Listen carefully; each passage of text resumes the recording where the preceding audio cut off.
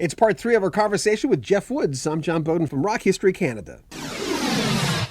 You know, a lot of folks who watch this channel I know wanted to be, as they grew up like me, wanted to be a radio guy. I was lucky. I ended up doing that. But I think we envisioned being on the radio and sounding like a guy in the perfect world like Jeff Woods. A guy who's lived the rock and roll lifestyle. He's a biker. He looks like a rock and roller. He owned a record store in Toronto, had every position you can possibly imagine in radio, and of course has the Radio and Records podcast right now. And I loved his Legends of Classic Rock series and Records and Rockstar radio show. In 2016, he released his fantastic autobiography, Radio Records and Rockstars. Here's part 3 of our conversation with the great Jeff Woods. Robbie Dupree, Steal Away. Remember What a Fool Believes? Sounds a lot like it. Yes. So a friend of mine asked me, he says, are you going to ask that pink elephant question? And I'm getting to you with this. I'm going, I have to ask him that question. A lot of times you preface it by saying, okay, people say it's not Nazareth Pete Agnew anymore because everyone's gone. You're the only guy left. What's your line in the sand with asking questions? Do you ask a pink elephant question? Is it necessary if you're interviewing someone?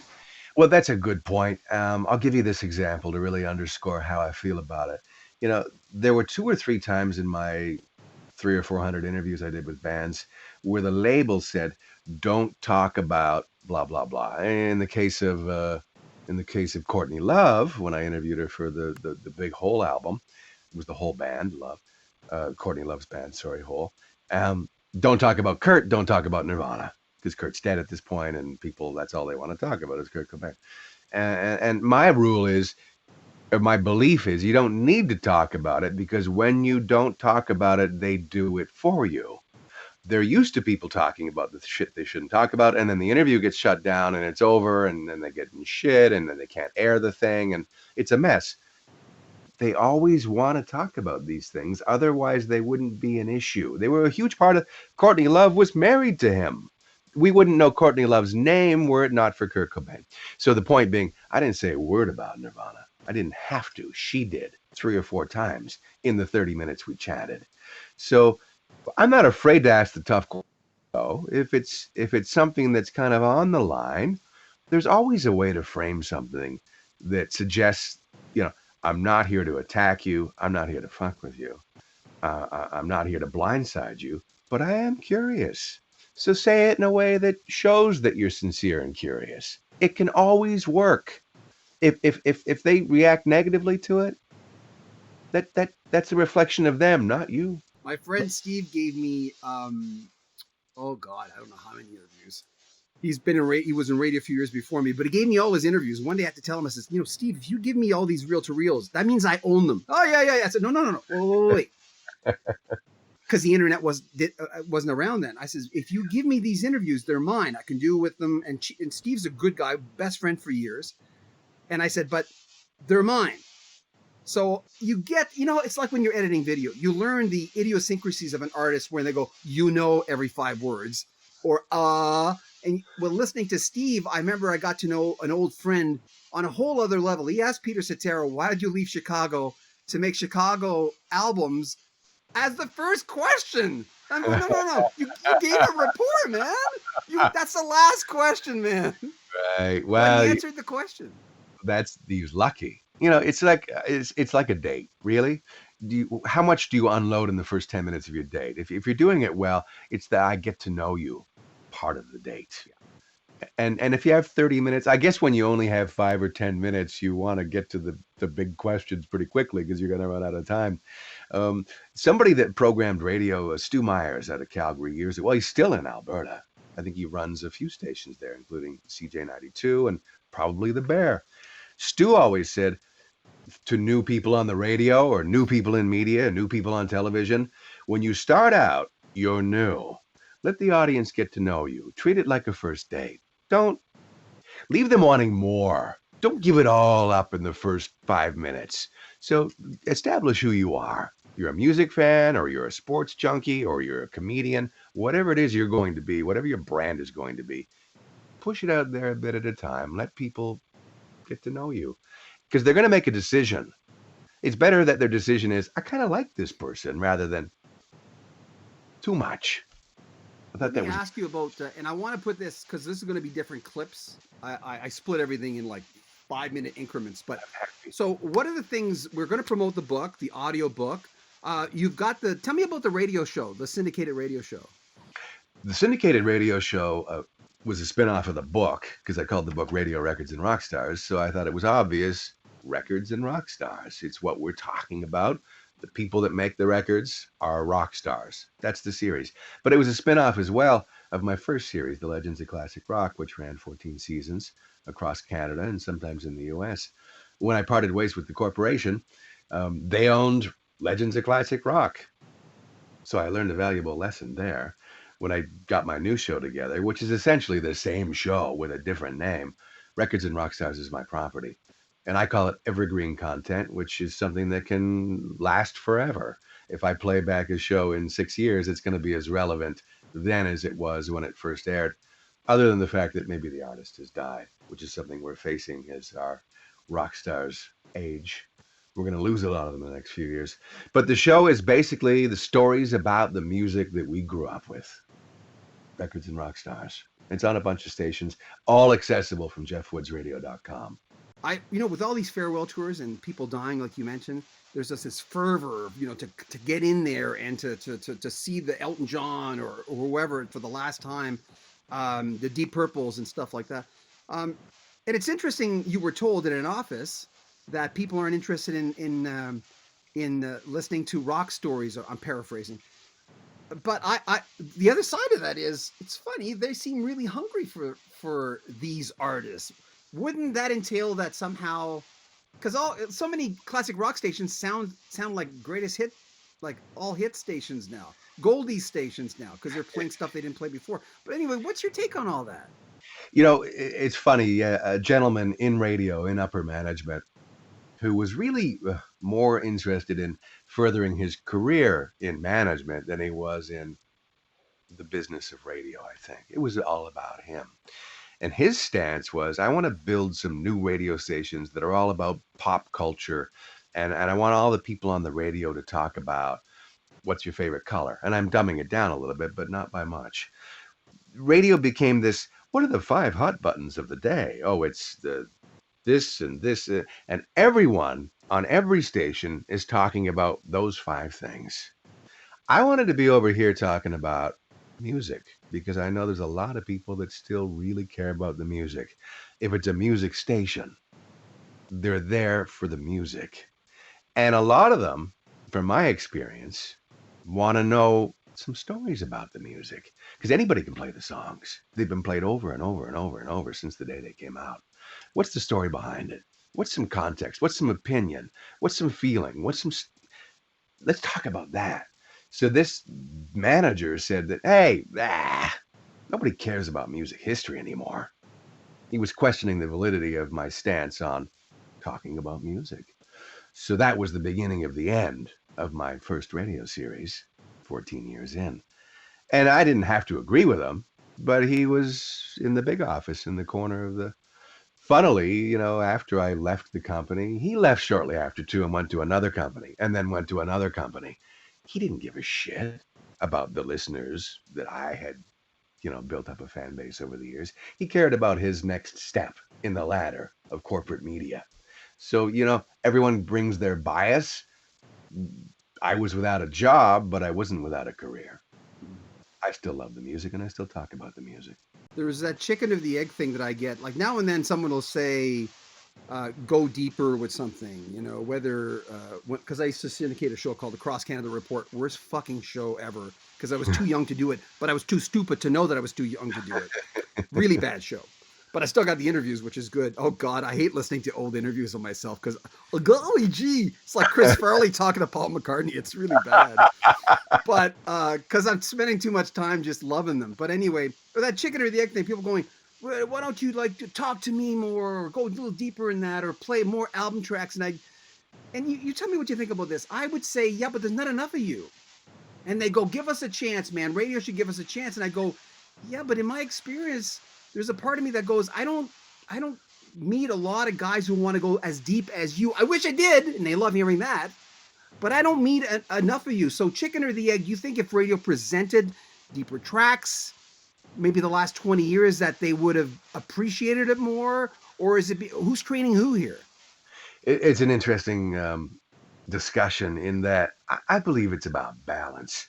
I do in my show, I playlist the other night where I played Pink Floyd, songs that people had heard before, but there was a story and there was a reason. And then I played Ray LaMontagne, who was obviously so influenced by Pink Floyd. He doesn't talk about it much, but if you listen to the last two or three Ray LaMontagne records, there's a lot of Pink Floyd in them. And there was a song called Goodbye Blue Sky, which is the title of a Pink Floyd song. And Ray's version of that song, it's a new song, but with the same title, sounds like Pink Floyd from the early 70s, a song called Fearless. So there's the balance. What I mean is, here's something new from an artist you may not have heard before, correlated to an artist you have heard before and is proven. I think if you come out with all old stuff and all old stories, you're boring and you're not relevant and you're not today. Conversely, if you come out with all brand new, unproven, unknown stuff to the masses, then it's too unfamiliar, and that's a tune out as well. I believe there's a balance where you bring in some familiar and you bring in some things that people can discover and latch onto, hopefully, and that's always worked for me. Well, I'm things not are. I'm not into these moldy goldy formats. I think if it's all old, it has a shelf life. Yeah. Well, how many artists have said, "Oh, by the way," to their fans on Facebook, "By the way, radio will not. I'm a classic rock band, but they're only going to play Love Hurts and Hair of the Dog, like for Nazareth, right? They're not going to play anything else. So you're going to have to go fetch this by yourself." Yeah. Well, a lot of those old bands don't really have great new music. A lot of them. Some do. There are exceptions, but a lot of them don't. For a variety of reasons that we don't have time to get into, from production to songwriting to the sheer hunger of music. When you're living in a mansion, this happens to a lot of people. Clapton can still be rich and make good new music. Springsteen can be rich and make good new music. But there's a lot of artists where their relevance is questionable. They have a hard time being inspired to write music that still matters. Moments in Time Records. I mean, you talk about some of these things, and in New Brunswick, where I grew up in Northeast New Brunswick and Miramichi, we could pick up WKBW, WPTR on the East Coast. Great U.S. stations, and I remember literally turning around. You talked to Mark Knopfler, but turning around and hearing Sultans of Swing, and my first thought was, "Is that Dylan?" That's not Dylan, because there was a certain resonance in his voice, and Yeah, Dylan wouldn't release a song like that anyway. But yeah. I remember that moment. Tell me about moment in time songs for you where it's JFK moment in time you knew where you were. Oh, wow. I know there's a lot. Well, let's go with Dire Straits. A moment in time for me. It wasn't quite a JFK moment because it wasn't changing the world, but in terms of being in a room listening to a song for the first time, it was Q104 Halifax when into the station came the 12-inch promotional single for Money for Nothing. And not even knowing, because there was no internet, there was probably a bio sheet that came with some information, but we were just so excited to have a new Dire Straits record.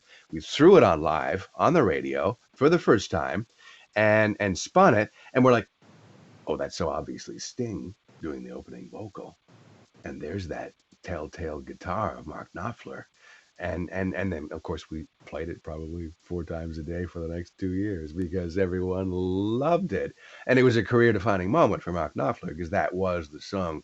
As much as we love Sultans of Swing from a few years earlier, nothing made Dire Straits bigger than Money for Nothing. So that was one of those moments in time in 45 Alderney Drive, Dartmouth, Nova Scotia, Q104 on the 12th floor. You don't forget those moments. Someone asked me the other day, says, "Oh, let's play this tag game. I never play these games. Your turn on Facebook. Give me your Yeah. top 10 albums." I'm going, Jeff, I can't come up with it's too big. I get Well, overwhelmed in it. What yeah. about you when people ask you? I don't do those lists on social media because they do change from day to day. Um, and I don't like being tagged and forced to do something, when I don't feel like doing it. Although, in my book, I talk about the album that saved my life. I can distinctly name a couple of those, one in particular, Ray LaMontagne. And I'll tell you why in the book. But the list changed from day to day. Like you can hear a song on a Sunday morning next week, and it's, oh my God, that's the greatest 4 or 5 minutes I've had in months listening to music. You could hear that song again the following week on the radio, and it doesn't matter in that it's got to connect in the moment for whatever reason. It depends on where you are in the day and where you are in your life. So I agree with you. Lists aren't definitive. They change from day to day. They're pretty fluid.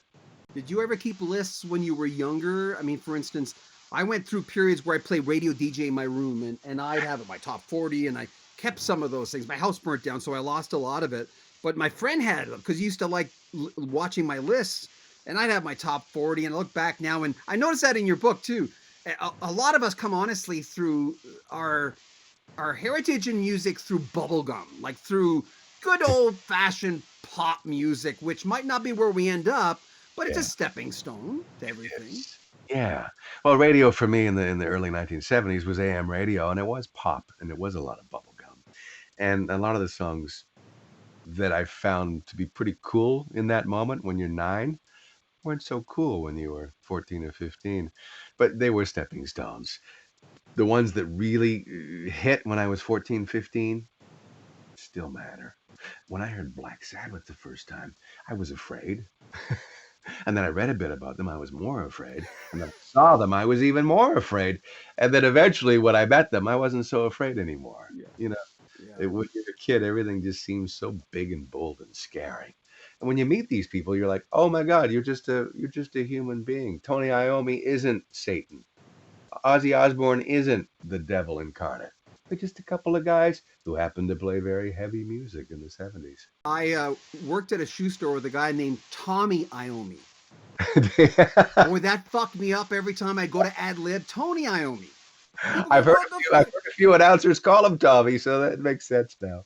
But have you noticed? I mean, you to me seem like a guy who's I'm a research pig. I have to be because you have. There's no choice. They'll crucify you alive. Yeah. Um, with your radio show, how much prep do you put into that? I mean, you know the interviews, you were there, but some of them are old. I still put the same amount of prep as I always did into a show. A typical 1 hour radio show where I'm playing 3/4 of the hour's music and the rest is talk. There's only 10 or 15 minutes of talk. I put in 8 hours into that show each week because you start out really wide. What could I talk about in this theme? We're talking about lead singing bass players. Who are they all? Which ones do I have to include? What are the stories that matter? And it's a matter of boiling down from the big picture to the picture that we're going to present on the radio. So while it seems ludicrous for anyone to spend 8 hours on 15 minutes of talk, that's the process. It's always been the process for me. It probably always will. Was there a time though that it changed for you? And I was talking to Len and Chuck about this. I said, was there a time where you started realizing, wait a minute, this is my consciously thinking, and I'm almost finished with here, but consciously thinking, what this is my reputation here. I think I was in my late 30s when I started going. You got just because Phil Collins says it was in 1979, you better check to make sure he's not wrong. Doing things like that because artists they don't fucking remember when it happened. They're so wrong Artists so many times. Artists rarely remember. They often say, and sometimes it's a bit shocking, but I'm used to it now. Artists of the caliber of a Jimmy Page or Robert Plant or you name it, Rolling Stones, they often don't remember what their huge songs, what albums they came from. They'll ask each other, was that they don't remember because they've made 62 albums. And we remember because we're fans and we bought those records, but they weren't buying their own records. They were making them and going, okay, next. They didn't really they didn't look back like we look back as rock fans. So I get that. But I want to be right. If I make a mistake, and we've all made a few on the radio, I pre-record most of my shows. I go back and redo it, and the next time it airs, it's proper. I can think of 10 in my career that I went back and fixed.